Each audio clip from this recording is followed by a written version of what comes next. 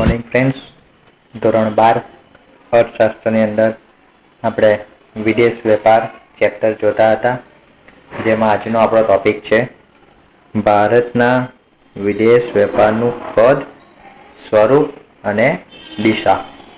કે કોઈ દેશના વેપારના વલણો જાણવા, તેના વેપાર અંગેનો વિકાસ જાણવા, આંતરરાષ્ટ્રીય ધોરણે દેશના વેપાર માટેના પ્રયાસોને સમજવા અને દેશના અન્ય દેશો સાથેના સંબંધો સમજવા તેમજ દેશના ઘરેલું ઉત્પાદનની આંતરરાષ્ટ્રીય ધોરણે ગુણવત્તા અને હરીફાઈ ક્ષમતા તપાસવા માટે વિદેશ વેપારનું કદ, સ્વરૂપ અને દિશા જાણવી જરૂરી બને. એટલે કઈ કઈ બાબતો માટે? તો કે પહેલાં તો વેપારના વલણો શું છે એ જાણવા માટે, ત્યાર પછી વેપાર અંગે વિકાસ કેટલો થયો તે જાણવા માટે, આંતરરાષ્ટ્રીય ધોરણે દેશના વેપારના પ્રયાસો કયા છે કે આંતરરાષ્ટ્રીય વેપાર કરીએ છીએ તો આંતરરાષ્ટ્રીય વેપાર કરવા માટે આપણે આમાં કયા પ્રયાસો કર્યા છે, તેમજ અન્ય દેશો સાથેના આપણા સંબંધો કેવા છે. તદુપરાંત દેશમાં ઘરેલું ઉત્પાદનની આંતરરાષ્ટ્રીય ધોરણે ગુણવત્તા અને હરીફાઈ ક્ષમતા કયા પ્રકારની છે. આ બધી જ બાબતોનો અભ્યાસ કરવા માટે વિદેશ વેપારનું કદ, સ્વરૂપ અને દિશા ખૂબ જ જરૂરી છે જાણવા માટે. તેમાં આપણે પહેલાં વિદેશ વેપારનું કદ એના વિશે અભ્યાસ કરીએ કે વિદેશ વેપારનું કદ એટલે સરળ શબ્દોમાં કહીએ તો આયાત અને નિકાસ થતી ભૌતિક વસ્તુઓનું કુલ મૂલ્ય. આયાત અને નિકાસ થતી ભૌતિક વસ્તુઓ એટલે કે જે વસ્તુઓને આપણે જોઈ શકીએ છીએ એવી વસ્તુઓનું કુલ મૂલ્ય અથવા તો કુલ જથ્થાને વિદેશ વેપારનું કદ કહેવામાં આવે છે. પ્રતિવર્ષ જો આયાત માટે થતી ચૂકવણી અને નિકાસમાંથી થતી કમાણી, જો આપણે કોઈ પણ વસ્તુની આયાત કરીએ તો આપણે ચૂકવણી કરવી પડશે અને કોઈ પણ વસ્તુની નિકાસ કરીશું તો એનામાંથી આપણને કમાણી, આવક પ્રાપ્ત થશે. જો આ કમાણી વધતી જાય, દેશની રાષ્ટ્રીય આવકમાં વેપારના મૂલ્યનો ટકાવારી હિસ્સો વધતો જાય તથા વિશ્વ વેપારમાં દેશના વેપારનો હિસ્સો વધે તો આપણે સમજવાનું કે દેશના વેપારનું કદ વિદેશ વેપારમાં વધ્યું છે. કઈ રીતના? કે વિશ્વ વેપારમાં જો આપણા દેશની વસ્તુઓનું પ્રમાણ વધે તો દેશના વેપારનું કદ વધ્યું છે એમ સમજવું. ભારતમાં 1951થી 2016 સુધીના સમયગાળા દરમિયાન આયાત અને નિકાસ બંનેનું કદ અને તેમનો રાષ્ટ્રીય હિસ્સો, આવક તથા વિશ્વ વેપારમાં ટકાવારી હિસ્સાઓ પણ વધ્યા છે. પરંતુ નિકાસના કદ અને વૃદ્ધિના દર કરતાં આયાતનું કદ અને વૃદ્ધિનો દર જો મોટા ભાગના વર્ષોમાં વધારે જ રહ્યો છે. બરાબર. નિકાસનું કદ અને વૃદ્ધિના દર કરતાં આયાતનું કદ અને વૃદ્ધિનો દર મોટા ભાગના વર્ષોમાં વધારે રહ્યો. એટલે કે આપણા દેશમાંથી નિકાસ ઓછી થાય છે પણ આપણા દેશમાં આયાતનું પ્રમાણ વધારે થાય છે. તો આ એક વસ્તુ વિદેશ વેપારમાં આપણને થોડીક તકલીફ મૂકી શકે એવું છે. નોંધ કે પ્રતિવર્ષ વસ્તુઓની કિંમતો વધતા આયાત કે નિકાસના મૂલ્યના વધારાને વેપારના કદના માપ તરીકે લેવાય નહીં. આયાત અને નિકાસનો જથ્થો વધતા જે મૂલ્ય વધે તેને કદમાં વધારો થયો છે એવું આપણે દર્શાવવાનું. આથી આયાત અને નિકાસનું મૂલ્ય સ્થિર ભાવોએ અથવા તો યુએસએના ડોલરમાં માપવામાં આવે, કારણ કે સમગ્ર વિદેશ વેપાર માત્ર એક જ સર્વસ્વીકૃત ચલણમાં કરવામાં આવતું હોય છે. એટલા માટે આપણે નિકાસનું મૂલ્ય સ્થિર ભાવોએ અથવા તો યુએસએના ડોલરમાં માપવામાં આવે છે. આયાત નિકાસનું મૂલ્ય યુએસ ડોલરમાં મપાય ત્યારે હુંડિયામણના દર દ્વારા પ્રતિ વર્ષ થતા કિંમતના ફેરફારો આપોઆપ દૂર થઈ જાય છે અને વેપારના મૂલ્યનું વાસ્તવિક કદ જાણવા મળે છે. બરાબર.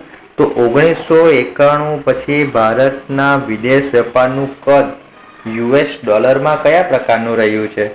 તો કે 1991-92માં વસ્તુની નિકાસ $17.9 હતી, જે 98-99માં 33.2 થઈ અને 2014-15માં $310.5 થઈ.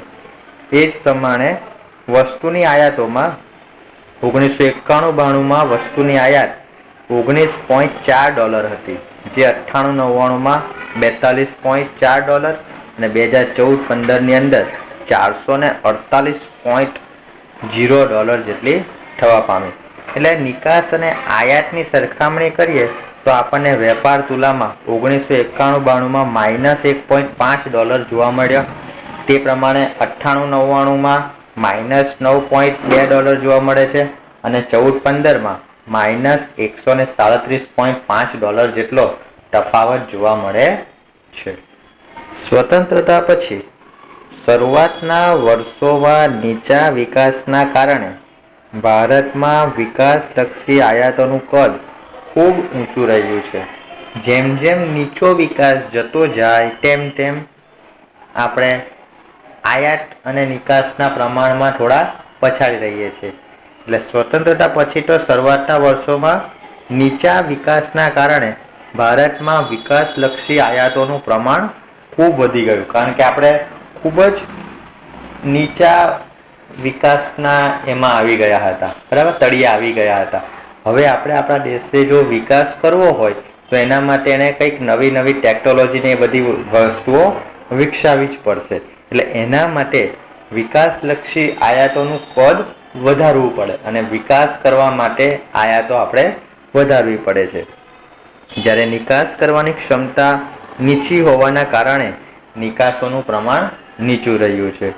1980 પછી જેમ જેમ ભારતમાં વિકાસ વધતો ગયો તેમ તેમ મોટા ઉદ્યોગોને ટકાવવા, એને નિભાવી રાખવા માટે અને એની અલગ અલગ જગ્યાએ ફેલાવવા માટેની આયાતો વધતી ગઈ.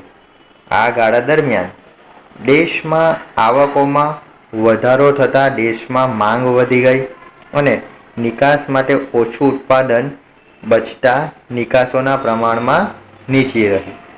1991 પછી નિકાસોમાં સારા એવા પ્રમાણમાં વધારો થયો, કારણ કે વૈશ્વિકીકરણમાં હરીફાઈમાં ટકવા માટે ટેકનોલોજી, પેટ્રોલ વગેરેની આયાતો ઊંચી રહી, પરંતુ નિકાસો પણ એવા સારા પ્રમાણમાં વધી ગઈ. બરાબર. વિકાસલક્ષી આયાતો એટલે કાચો માલ, નિષ્ણાંતોની સલાહ, મશીનો વગેરે. નિભાવ માટેની આયાતો એટલે તો કે વીજળી, આંતરમાળખાકીય સુવિધા, કૌશલ્ય પ્રાપ્તિ વગેરે માટે થતી આયાતોને આપણે નિભાવ માટેની આયાતો તરીકે ઓળખીએ છીએ.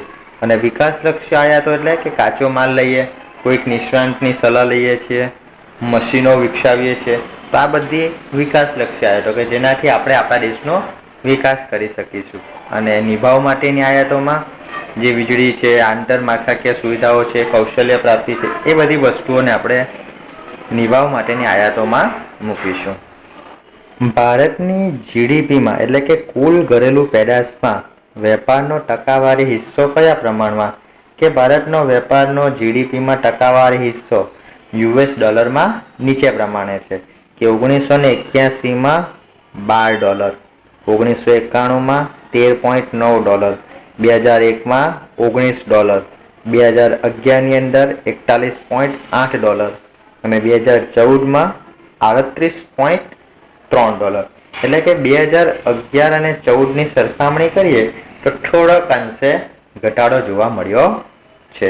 અને આ બધા જ આંકડા આપણને વિશ્વ વેપાર અહેવાલ વર્લ્ડ ટ્રેડ રિપોર્ટ 2015 મુજબ જોવા મળે છે. તો વિદ્યાર્થી મિત્રો, આપણે જે ભારતની જીડીપીમાં વેપારનો ટકાવારી હિસ્સો અનુસૂચિમાં જોયો તેને હવે આપણે આલેખ સ્વરૂપે દર્શાવીએ કે વાય અક્ષ પર આપણે ટકાવારી હિસ્સો લખી દઈએ અને એક્સ અક્ષની ઉપર આપણે વર્ષ લખી દઈએ. 1981માં આપણી પાસે જીડીપીમાં હિસ્સો હતો 12%. બરાબર. જે 1991માં વધીને 13.9 થયો, એટલે આલેખમાં રેખા ઉપરની તરફ જતી જોવા મળશે. એ જ પ્રમાણે 2001માં 1991 કરતાં ગ્રાફ વધ્યો, જેના કારણે જે રેખા છે તે ઉપરની દિશા તરફ જતી જોવા મળે છે આપણને, બરાબર. અને 2011ની અંદર તો ખૂબ જ વધારે પડતી માંગ વધવાને કારણે ગ્રાફ રેખા સૌથી ઉપર ટોચના મથાળે પહોંચી. ત્યારબાદ 2014માં ધીરે ધીરે પાછી માંગ ઘટવાને કારણે વેપારમાં ટકાવારી હિસ્સો થોડો અંશે ઘટ્યો. એટલે આ રીતના આપણે અનુસૂચિને આલેખમાં પણ દર્શાવી શકીએ છીએ.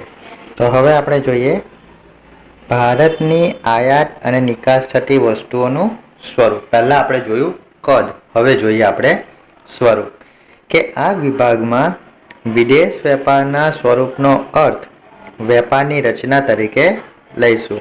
એટલે કે ભારતની ભૌતિક આયાતો અને નિકાસોની રચના અથવા તો આયાત નિકાસ થતી વસ્તુઓના પ્રકારોને આપણે આયાત અને નિકાસ થતી વસ્તુઓના સ્વરૂપ વિશે જોઈશું.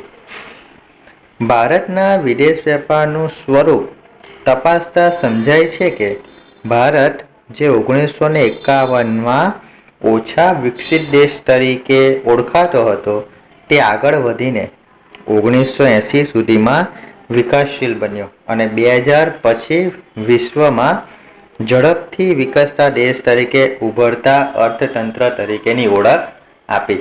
અને અત્યારે તો આપણે એવી વાતો પણ સાંભળીએ છીએ કે ભારત 2050 સુધીમાં મહાસત્તા ઉપર આવશે. એટલે વિકાસની ગતિ ખૂબ જ વધી છે આપણા દેશની અંદર. ઓછા વિકસિત દેશમાં દરેક ક્ષેત્રની આયાતો મોટા પ્રમાણમાં થાય છે. 1950 અને 60ના દાયકાઓમાં ભારતમાં નબળી ખેતીના કારણે ભારતમાં અનાજની આયાતો વારંવાર થતી હતી. આપણી કૃષિ મોસમી આધારિત છે, બરાબર. એટલે મોસમમાં જે પ્રમાણે વરસાદ થાય એના આધારે કૃષિઓ ખેતી કરતા હોય, એના કારણે ઘણી વખત ભારતમાં અનાજની આયાતો આપણે કરવી પડતી હતી. વિકાસશીલ આયાતો જેવી કે મશીન, મૂડી, ટેકનોલોજી, નિષ્ણાતોની સલાહ, સ્પેર પાર્ટ્સ વગેરેની પણ આપણને મોટા પ્રમાણમાં જરૂર પડતી હતી. વળી નીચા વિકાસની પરિસ્થિતિમાં પ્રાથમિક ચીજવસ્તુઓની નિકાસો વધુ હોય છે. દાખલા તરીકે ભારતમાં ચા, કોફી, શણ, કાચી ધાતુ અને ખનિજ વગેરેની નિકાસનું પ્રમાણ ખૂબ વધારે હતું, કારણ કે એનું ઉત્પાદન આપણા દેશમાં સૌથી વધુ થાય છે. અને ઔદ્યોગિક વસ્તુઓની નિકાસ નીચી હતી, બરાબર. કે ઉદ્યોગોને લગતી જે વસ્તુઓ છે તે આપણા દેશમાં ઉત્પાદન ઓછું થવાને કારણે એની નિકાસોનું પ્રમાણ ઓછું છે. જ્યારે આવી પ્રાથમિક ચીજવસ્તુઓ આપણા દેશમાં વધુ ઉત્પાદન થાય છે, જેના કારણે એની નિકાસો આપણા દેશમાં વધારે જોવા મળે. જ્યારે દેશ વિકાસશીલ બને ત્યારે અનાજની આયાતો ઘટવા પામે છે. વિકાસશીલ બને એટલે વિકાસ કરવાના આગળના પંથે જાય એટલે અનાજની આયાત ઘટવા પામે અને દેશની નિકાસોમાં પ્રાથમિક વસ્તુઓનો હિસ્સો પણ ઘટશે. વિકાસ કરે એટલે ઔદ્યોગિક નિકાસનો હિસ્સો વધશે. વિકાસશીલ દેશોમાં જો વિકાસ થવા પામે તો ઔદ્યોગિક નિકાસને સારું એવું પ્રોત્સાહન પ્રાપ્ત થાય. ભારતમાં 70 અને 80ના દાયકાઓમાં આ પ્રકારના વલણો આપણને સૌથી વધારે જોવા મળ્યા હતા. નિકાસની ગતિ વધતા વિકાસના નિભાવ માટે, નિકાસલક્ષી ઉદ્યોગો માટે અને ઉદ્યોગોના વૈવિધ્યકરણ તથા વિસ્તૃતીકરણ માટેની આયાતો પણ વધવા પામે છે. જેમ કે વચગાળાની વસ્તુઓ, કાચો માલ, સ્પેર પાર્ટ્સ, પેટ્રોલ, નવીન ટેકનોલોજી વગેરે વિકાસની પ્રક્રિયાઓ સાથે ભારતમાં પણ વધતી ગઈ. ભારત જેમ જેમ વિકાસની ગતિમાં આગળ વધતું ગયું તેમ તેમ વિકાસની સાથે નિકાસ પણ એની વધતી ગઈ. 1991 પછી ભારતમાં આયાતો અને નિકાસોનું સ્વરૂપ નોંધપાત્ર રીતે બદલાઈ ગયું. ભારતની આયાતોમાં અનાજ, ખેતીલક્ષી આયાતો ખૂબ ઓછી થઈ ગઈ અને મૂડી આયાતો પણ ઓછી થઈ ગઈ. એટલે કે જે આયાત કરતું હતું તેમાં પણ ખાસો ઘટાડો જોવા મળ્યો અને નિકાસોનું જે સ્વરૂપ હતું એ નિકાસોના સ્વરૂપમાં પણ વધારો જોવા મળ્યો. એટલે આયાત ઘટી અને નિકાસમાં વધારો થયો. પરંપરાગત નિકાસો જેવી કે ચા, કોફી, શણ વગેરેની જે કુલ નિકાસમાં હિસ્સો ઓછો થયો અને ઔદ્યોગિક અને બિનપરંપરાગત નિકાસોમાં ફાળો વધ્યો. દાખલા તરીકે સોફ્ટવેર ઉદ્યોગોની દૃષ્ટિએ નિકાસોમાં વધારો થયો, પણ જે પરંપરાગત નિકાસો હતી આપણી, એ પરંપરાગત નિકાસોમાં આપણે હિસ્સો થોડો ઓછો કર્યો. 1961માં ખાદ્ય વસ્તુઓની આયાતો કુલ વસ્તુના આયાતોમાં 19.1% હિસ્સો ધરાવતી હતી, જે 2014-15માં ઘટીને ફક્ત 3.9% થયો. એટલે કે ભારતે અનાજ અને અન્ય ખાદ્ય વસ્તુઓમાં સ્વનિર્ભરતા પ્રાપ્ત કરી છે. એટલે પોતે જ અનાજ અને ખાદ્ય વસ્તુઓનું ઉત્પાદન કરવાનું વિચાર્યું. વિકાસની ગતિ વધતા ભારતમાં મૂડી અને મૂડી પ્રચુર વસ્તુઓ પણ સારી એવી ઉત્પન્ન થવા લાગી. અને મૂડીને ધ્યાનમાં રાખીને જે વસ્તુઓનું ઉત્પાદન થાય છે તેમાં પણ સારો એવો આપણને ફાળો જોવા મળે છે. મૂડી આયાતો સારા પ્રમાણમાં ઘટવા પામી. એટલે જે મૂડીની આયાતો કરતા હતા તે પણ હવે આપણે ઘટાડી દીધી. 1960-61માં કુલ વસ્તુ આયાતોમાં મૂડીજન્ય આયાતોનો હિસ્સો 31.7% હતો, જે ખૂબ ઊંચો હતો, જે 2014-15માં ઘટીને 9.8% જેટલો થયો, જે ઘણો ખાસો ઘટાડો નોંધાવે છે. અન્ય નવીન આયાતોનું પ્રમાણ 1960-61માં 2.2% હતું, જે 2014-15માં 46.5% જેટલું થયું. એટલે કે વિકાસમાં વૈવિધ્યકરણ આવતા નવીન વસ્તુઓની આયાતો પણ વધી. એટલે જેમ વિકાસના માર્ગે આગળ વધે છે તેમ તેમ નવીન વસ્તુઓની આયાતોમાં એને વધારો કર્યો. કારણ કે કોઈ પણ નવીન વસ્તુઓ આપણે લાવવી હોય આપણા દેશમાં ઉત્પાદન માટે, તો એના માટે આપણે બીજા અન્ય દેશો પર આધાર રાખવો પડે છે અને બીજા દેશો પાસેથી એ વસ્તુની આયાત કરવી પડે, તો જ આપણા દેશનો વિકાસ શક્ય બને. તે જ રીતે નિકાસોનું સ્વરૂપ પણ બદલાયું કે સમગ્ર પ્રાથમિક ક્ષેત્રનો વસ્તુ નિકાસોમાં ફાળો 1960-61માં 44.2% હતો, જે 14-15માં ઘટીને 12.3% જેટલો જ રહ્યો.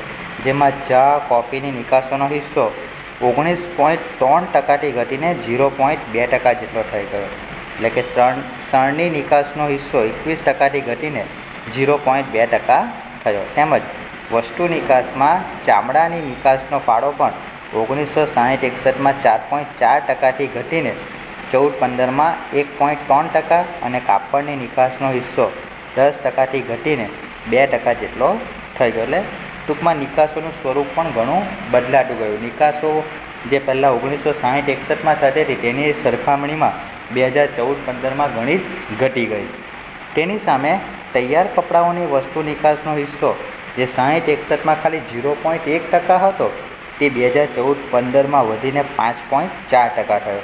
એટલે કે તૈયાર કપડાની વસ્તુ નિકાસમાં આપણા દેશનો ફાળો ઘણો સારો જોવા મળે છે.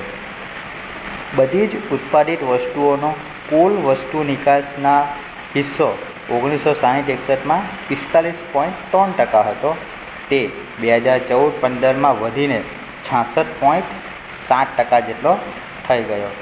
પેટ્રોલને લગતી નિકાસનો કુલ વસ્તુ નિકાસમાં ફાળો પણ 1960-61માં 1.1% હતો, જે 2014-15માં 18.5% જેટલો થઈ ગયો. આમ નિકાસોનું સ્વરૂપ પણ ઘણું બદલાયું છે.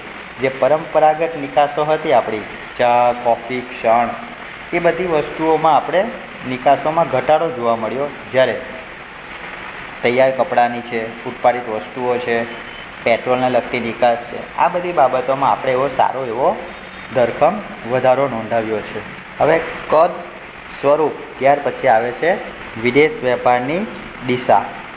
કે વિદેશ વેપારની દિશા એટલે કોઈ દેશનો વિશ્વના વિવિધ પ્રદેશો સાથેનો વેપાર માટેનો સંબંધ. અલગ અલગ દિશાના પ્રદેશો સાથે વેપાર કરવા માટે કોઈ દેશ પાસે કઈ કઈ વસ્તુઓ હોવી જોઈએ? તો કે પહેલું, વિવિધ પ્રકારનું ઉત્પાદન કરવાની શક્તિ હોવી જોઈએ. બરાબર, વિવિધ પ્રકારની ઉત્પાદન કરવાની શક્તિ હોવી જોઈએ. બીજું, અનેક દેશો સાથે સારા રાજકીય અને રાજનૈતિક સંબંધો પણ હોવા જોઈએ, કે જેની સાથે એ લોકો યુદ્ધ ન કરતા હોય, એટલે એવા સંબંધો પણ હોવા જોઈએ. તો જ વિદેશ વેપારની દિશામાં સારા એવા આપણે સંબંધો બાંધી શકીએ. ત્યાર પછી અનેક પ્રકારના રાજનૈતિક પ્રયત્નો કરવાની તૈયારી હોવી જોઈએ. એટલે આપણે એક દેશે બીજા દેશ સાથે સારા સંબંધો બાંધીને જરૂરિયાતના સમયે આગળ આવીને એને મદદ કરવાની ભાવના પણ અંદર હોવી જોઈએ. તદુપરાંત વેચાણ વ્યવસ્થા અને વેપાર વ્યવસ્થા માટેની આવડત અને ટેકનોલોજી પણ એક દેશ સાથે બીજા દેશને હોવી જોઈએ. વધુ પ્રમાણમાં નિકાસજન્ય ઉત્પાદન પણ હોવું જોઈએ. જો નિકાસ વધારે નહીં થતી હોય તો એ દેશનો વિકાસ સારો એવો થઈ રહ્યો છે એવું આપણે કહી શકીએ નહીં. કારણ કે એનો મુખ્ય આધાર શું રહેશે પછી કે અન્ય દેશો પાસેથી આયાત કરવાનો.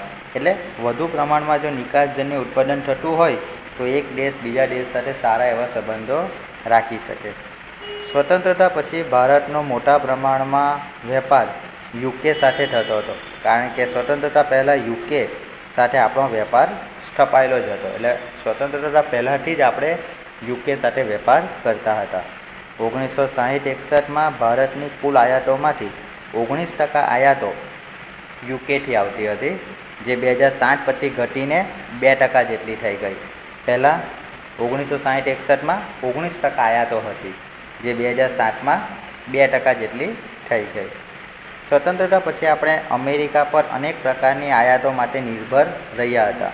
60-61માં વસ્તુઓ અને સેવાઓની કુલ આયાતોમાં યુએસએથી 29% આયાતો થઈ હતી, જે 2007 પછી ઘટીને 8% જેટલી નીચી જતી રહી. હવે એક આ નાનકડો સવાલ છે, ઓપીઈસી એટલે શું? ઓપીઈસી એટલે શું? ઓપીઈસીથી આયાતોનું પ્રમાણ વસ્તુઓની કુલ આયાતોમાં વધ્યું, કારણ કે ઔદ્યોગિકરણ અને વિકાસ વધતા પેટ્રોલની ખનિજ તેલની આયાતો વધી. અને ઓપીઈસી એટલે ખનિજ તેલની નિકાસ કરતા દેશોનું એક જૂથ. ઓપીઈસી શું છે? તો કે ખનિજ તેલની નિકાસ કરતા દેશોનું એક જૂથ છે. રશિયા સાથે ભારતના મૈત્રી સંબંધો હતા અને સ્વતંત્રતા પછી રશિયાથી ઊંચા પ્રમાણમાં આયાતો થતી હતી. 1980 પછી રશિયામાં થયેલી આર્થિક કટોકટીના કારણે આ જે મૈત્રી સંબંધોના જે લીધે વિદેશ વેપાર થતો હતો તે થોડો ઘટ્યો. આમ પરંપરાગત ભાગીદારો સાથે વેપાર ઘટ્યો, પરંતુ વિકાસશીલ દેશો સાથેનો આપણો વેપાર ખાસો એવો વધ્યો. ખાસ કરીને એશિયા, મધ્ય એશિયા, આફ્રિકાના વિકાસશીલ દેશો સાથે આપણો વેપાર વધ્યો. જે 1960-61માં વસ્તુઓની કુલ આયાતોમાંથી 11.8% જેટલી આયાતો વિકાસશીલ દેશમાંથી આવતી હતી, જે 2007-8માં 32% જેટલી થઈ અને 14-15માં 59% જેટલી થઈ ગઈ.